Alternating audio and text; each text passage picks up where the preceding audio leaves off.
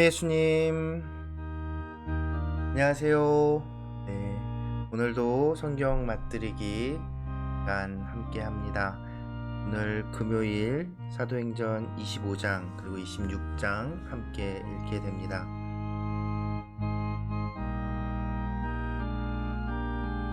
어제부터 타이틀 하면 예쁜 그림으로 바뀌었죠? 어제 깜빡 얘기를 못했는데 저희 주일학교 교사 중에 이렇게 디자인하는 교사가 있어서 부탁해서 예쁘게 만들었습니다. 근데 저랑 닮은 것 같나요? 저는 참 마음에 들었는데 예쁘게 나와서 그냥 자랑하고 또 알려드리고 싶어서 말씀드렸고요. 그리고 혹시나 또 궁금하실까봐 뼈 신부와 함께하는이라고 되는데 뼈 신부는 당연히 접니다. 뼈는 제사례명 비오를 빨리 발음하면 뼈라고 할 수 있어요. 그래서 이제 제가 애칭처럼 이제 우리 아이들 만날 때 사용하는 이름입니다. 여러분들도 뼈 신부로 기억해 주시면 감사하겠습니다. 그러면 오늘도 뼈 신부와 함께하는 성경 맛들이기 시작하겠습니다. 성부와 성자와 성령의 이름으로 아멘. 말씀은 바로 내 곁에 있고 내 입에 있고 내 마음에 있다. 주님, 성령의 빛으로 저희 눈을 여시어 주님의 길을 보게 하시고 저의 귀를 여시어 생명의 말씀을 듣게 하소서. 아멘.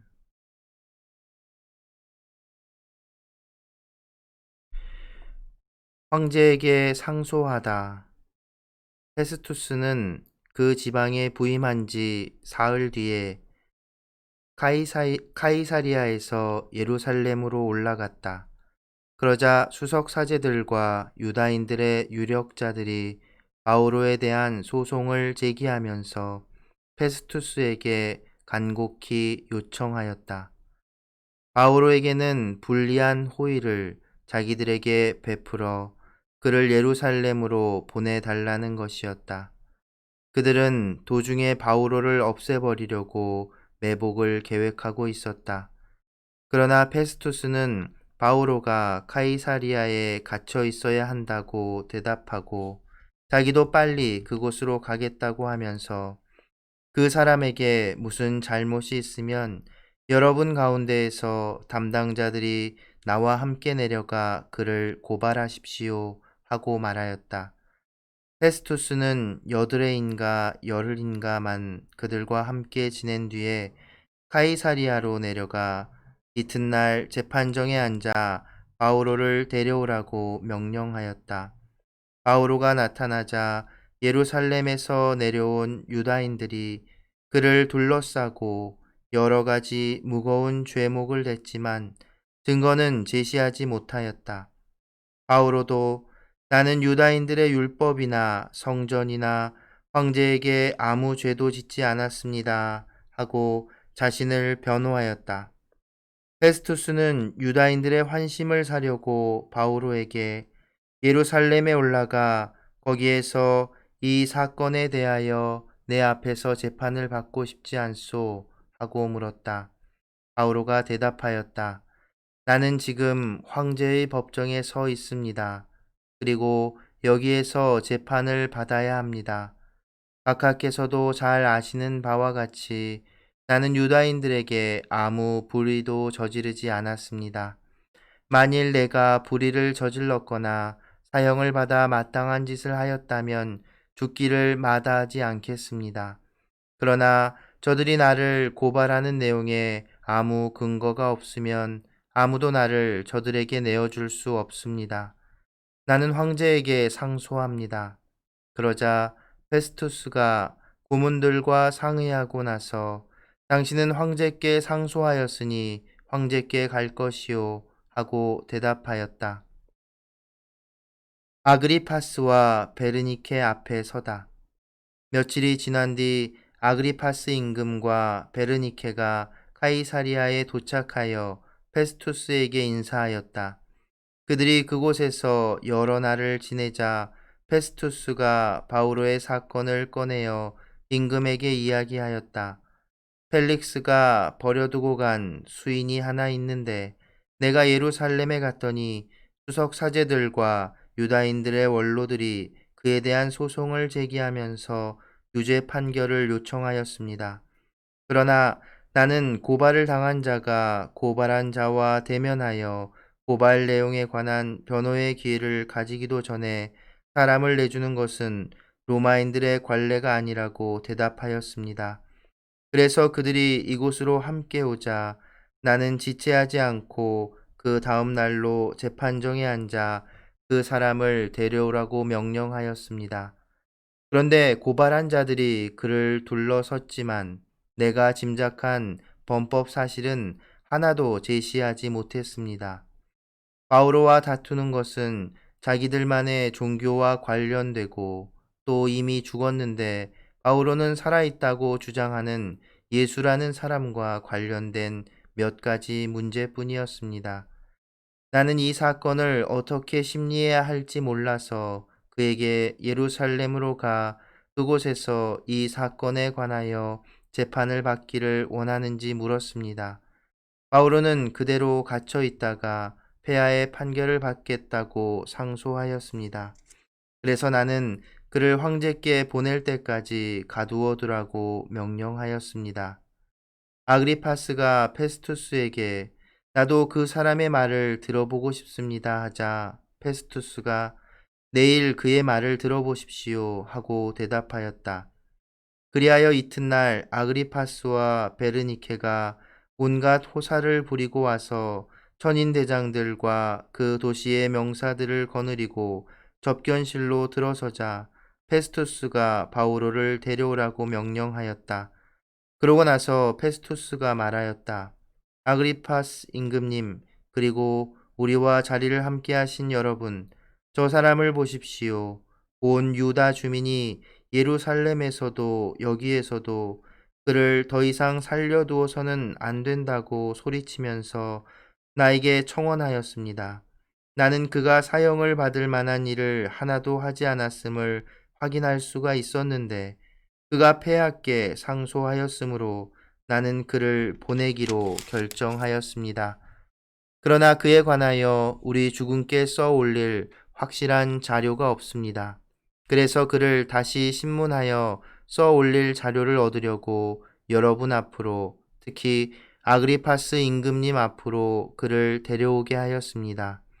고발 사유를 밝히지도 않은 채 수인을 보내는 것은 부당하다고 생각하기 때문입니다.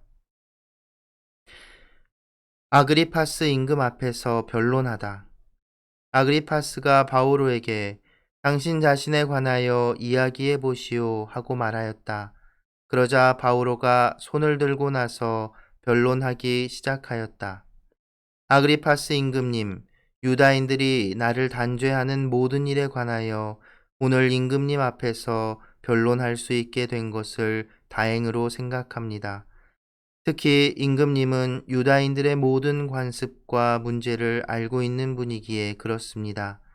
그러니 내 말을 참고 들어주시기 바랍니다. 모든 유다인이 나의 삶을 어린 시절부터 내 동족 가운데에 섞여 예루살렘에서 살기 시작한 처음부터 알고 있습니다. 그들이 오래전부터 나를 알고 있으므로 원하기만 하면 내가 우리 종교에서도 가장 엄격한 바리사이파 사람으로 살아왔음을 증언할 수 있을 것입니다. 그런데 지금 나는 하느님께서 우리 조상들에게 하신 약속에 대한 희망 때문에 여기에 서서 재판을 받고 있습니다. 우리 12지파는 밤낮으로 하느님을 열렬히 섬기며 그 약속이 이루어지기를 희망하고 있습니다. 임금님, 나는 바로 그 희망 때문에 유다인들에게 단죄를 받고 있습니다. 하느님께서 죽은 이들을 다시 일으키신다는 것을 여러분은 왜 믿을 수 없는 것으로 여깁니까? 사실 나도 한때 나자렛 사람 예수님의 이름을 반대하여 많은 일을 해야 한다고 생각하였습니다. 그리고 그 일을 예루살렘에서 하였습니다. 나는 수석 사제들에게서 권한을 받아 성도들 가운데에서 많은 이를 감옥에 가두고 그들을 처형할 때에도 찬성표를 던졌습니다. 또 자주 회당마다 다니며 그들에게 형벌을 주어 예수님을 모독하도록 강요하였습니다. 나는 그들에게 너무나 격분하여 나라 밖 여러 고을까지 그들을 쫓아갔습니다. 한 번은 내가 그런 일로 수석 사제들의 권한과 위임을 받아 다마스쿠스로 가고 있었습니다. 임금님, 그렇게 길을 가다가 한낮의 햇빛보다 더 밝은 빛이 하늘에서 번쩍이며 나와 내 일행 둘레를 비추는 것을 보았습니다. 우리는 모두 땅에 엎어졌습니다. 그리고 나는 히브리 말로 사울아, 사울아, 왜 나를 박해하느냐? 뾰족한 막대기를 차면 너만 아프다 하고 나에게 말하는 소리를 들었습니다. 내가 주님, 주님은 누구십니까? 하고 여쭙자 그분께서 이르셨습니다. 나는 네가 박해하는 예수다. 자, 일어나 바로 서라. 내가 너에게 나타난 것은 너를 종으로 그리고 네가 나를 본 것과 또 내가 앞으로 너에게 나타내 보일 것의 증인으로 선택하기 위해서다. 나는 너를 이 백성과 다른 민족들에게서 구해주겠다.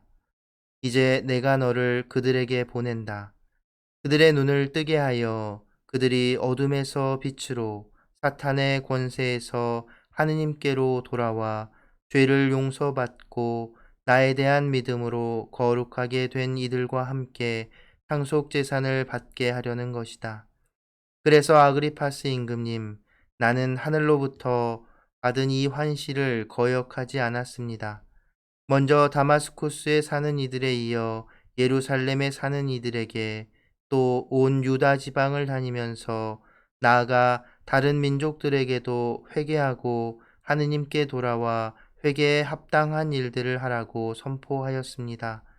바로 그 때문에 유다인들이 성전에 있는 나를 붙잡아 살해하려고 하였습니다. 그러나 나는 하느님의 도움을 받아 이날까지 이렇게 서서 낮은 사람에게나 높은 사람에게나 증언하고 있는데 예언자들과 모세가 앞으로 일어나리라고 이야기한 것 외에는 아무 말도 하지 않았습니다. 곧 메시아께서 고난을 받으셔야 한다는 것과 죽은 이들 가운데에서 부활하신 첫 번째 분으로서 이 백성과 다른 민족들에게 빛을 선포하시리라는 것입니다. 바오로가 이렇게 변론하자 페스투스가 큰 소리로 바오로 당신 미쳤구려. 공부를 너무 많이 해서 미치고 말았군 하고 말하였다. 바오로가 대답하였다. 존귀하신 페스투스님, 나는 미치지 않았습니다. 진리와 양식에 따라 말을 하고 있습니다. 임금님은 이것들을 알고 있으므로 내가 그분께 담대히 말하는 것입니다. 어느 한 구석에서 일어난 일이 아니므로 임금님은 이것들 가운데에서 하나도 놓치지 않으셨다고 나는 믿습니다. 아그리파스 임금님, 예언자들을 믿으십니까? 믿으시는 줄 압니다. 아그리파스가 바오로에게 당신은 조금 있으면 나를 설득하여 그리스도인으로 행세하게 만들겠군 하고 말하였다. 그러자 바오로가 대답하였다. 조금 있든 오래 있든 나는 임금님만이 아니라 오늘 내 말을 듣는 모든 이들이 이 사슬만 빼고 나와 같은 사람이 되기를 하느님께 기도합니다. 임금과 총독과 베르니케와 그 밖에 그들과 함께 앉아 있던 이들이 일어나 회장하여 서로 말하였다. 저 사람은 사형을 받거나 투옥될 만한 일은 하지 않는군요. 아그리파스는 페스투스에게 저 사람이 황제께 상소하지 않았으면 풀려날 수 있었을 것입니다. 하고 말하였다. 성부와 성자와 성령의 이름으로 아멘. 말씀은 내 발의 등불이요 나의 길의 빛이옵니다. 주님, 저희가 성경을 생명의 말씀으로 믿고 기도하며 살고 선포하게 하시어 언제나 성령 안에서 평화와 기쁨을 누리게 하소서. 아멘. 성부와 성자와 성령의 이름으로 아멘.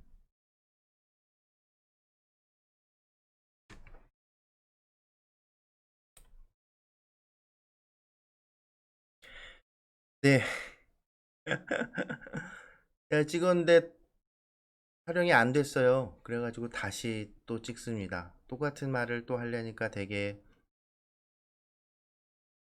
이상한데요. 그래도 성경 읽은 부분은 남아 있어서 쓰고 뒷부분 다시 찍고 있습니다. 네, 제가 좀 당황해가지고 뭐 어찌 됐든 자, 그래서 오늘 읽은 부분 살펴보면 이제 로마 총독 펠릭스라는 로마 총독이 임기를 끝내고 바울은 여전히 감옥에 가둬둔 채 페스투스라는 새로운 신임 총독이 오죠. 그러니까 이제 유다인들은 다시 이제 또 기회다 서가지고 이제 페스투스 총독에게 바울을 다시 또 고소하고 고발하고 그리고 또 회유해서 끄집어내서 바울을 죽일 음모를 막 꾸미기 시작합니다. 왜 새로운 이제 그 권한을 가지고 있는 사람이 왔으니까 이제 요즘에도 그런 경우 있잖아요. 여러분들도 그러시잖아요. 주임 신부님 새로 주임 신부 새로 바뀌면 그 주임 신부님 뭐그 전에 있었던 것들 다 잘 모르고 있을 때 와서 이렇게 얘기하고 그러시기도 하지 않습니까? 그래서 아무튼 뭐 유다인들의 그런 그 음모에도 불구하고 참 재미난 건 희한한 건 이 페스투스 총독도 유다인들 그 원로들의 말을 무시하지는 못하지만 그런데 또 바오로 사도를 이렇게 쉽게 내주지는 않아요. 이게 뭐 이 로마 총독들이 뭐 정의롭고 뭐 그래서라기보다는 뭐 정치적인 판단이었겠죠. 그런데 우리 신앙인의 입장에서 신앙인의 시각에서 바라보면 아 이건 역시도 분명 성령께서 움직이고 활동하고 계시는 것이라고 생각할 수 있을 것 같습니다. 어쨌든 페스투스 총독은 그렇게 바오로 사도를 유대인들에게 넘겨주지 않는데요. 그 페스투스 총독이 그래도 유다인들을 그 신경을 쓰고 있다는 점이 어디서 드러나냐면 부임을 하고 나서 자기가 머무르는 총독 관저가 있는 카이사르에서 예루살렘까지 올라간다는 겁니다. 성경의 표현 중에 예루살렘을 간다라고 하지 않고 예루살렘은 올라간다라고 해요. 그리고 예루살렘에서 다른 곳으로 갈 때는 내려간다라고 표현을 합니다. 히브리어에서 그렇게 표현을 하는데 그 이유는 예루살렘 그 도시 자체가 성전이 있는 도시 자체가 그 지역에서 좀 고지대에 있어요. 그래서 자연스럽게 예루살렘엔 올라간다라는 표현을 하지요. 하나님의 성전이 있는 성도이기 때문에 그 위치도 그렇게 높이 잡혀 있는지 모르겠습니다. 어쨌든 그래서 이 총독 관저가 있는 카이사리아는 어느냐면 예수님이 그 활동하셨던 갈릴레아 그 호수가 있는 그쪽 필리피 쪽에 있는 그 예루살렘 지도가 이렇게 있으면 여기 예루살렘이 있고 저 위쪽에 갈릴레아 호수가 있는 그쪽에 이제 카이사리아 지방입니다. 어쨌든 여기서 가깝지 않은 거리예요. 근데 거기를 이제 원로들 또 대사제들 만나러 직접 갔다는 거죠. 하지만 바울 사도는 내주지 않고 그런 상황입니다. 그래서 페스투스 총독이 이렇게 했는데 여기에 이제 또 한 사람의 인물이 나타나죠. 아그리파스라는 사람은 누구냐면 헤로데 대왕의 증손자입니다. 예수님 시대 임금 헤로데 대왕의 증손자, 그러니까 유대 왕인 거죠. 로마의 이 식민 통치는 그 지역에 그런 어떤 종교 그리고 관습 이런 것들을 허용하고 그 지역에 좀 허수아비 같은 왕을 세워두고 그 왕의 그 뭐랄까요? 영주처럼 이렇게 인정해주는 그런 정책을 썼습니다. 어쨌든 이 아그리파스라는 유대 임금이 이 새로 부임 총독이 부임했으니까 이제 만나러 온 거예요. 그래서 인사하고 자기들끼리 이제 수다 지금 뭐 잡담하다가 바오로 사도에 대한 이야기를 한 겁니다. 예수님 사건은 다 알고 알려져 있는 이야기이기 때문에 그 예수님 사건을 통해서 예수를 죽은 사형당한 예수가 부활해서 살아났다고 살아있다고 주장하는 사람들 곧 그리스도인들이죠. 그런 주장을 하는 바오로라는 사람이 붙잡혀 있다. 2년 동안이나 붙잡혀 있다라고 얘기를 하고 호기심에 그냥 이렇게 만나보게 되는 겁니다. 그런데 놀라운 것은 바오로 사도는 이런 과정들을 그냥 자신의 무죄를 증명하는 기회로 삼으려고 했던 게 아니라 그 자리에서도 그 유력 인사들에게 바로 예수 그리스도를 전하려고 했던 거예요. 정말 뼛속까지 복음 선포자, 증거자로서의 삶을 살았습니다. 그래서 우리가 또 사도행전 23장 11절에서 보면 바오로 사도가 이제 붙잡혀 있는 상황에서 이제 죽임을 그 뭐죠? 유대인들이 바오로를 죽이려는 그런 계획을 짜고 있을 때 그때에도 그거 환시를 통해서 주님께서 성령께서 이야기해 주시죠.